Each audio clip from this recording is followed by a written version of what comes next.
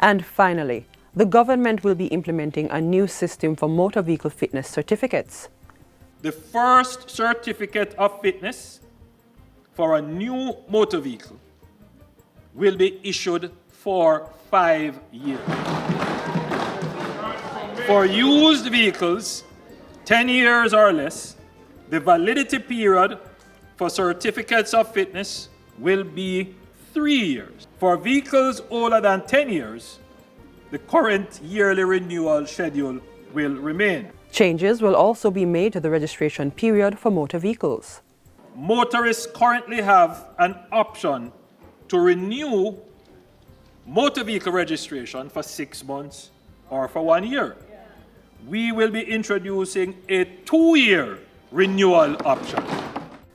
The changes are part of Streamlining Processes for Efficiency and Economic Development SPEED initiative aimed at improving systems and processes across all government entities.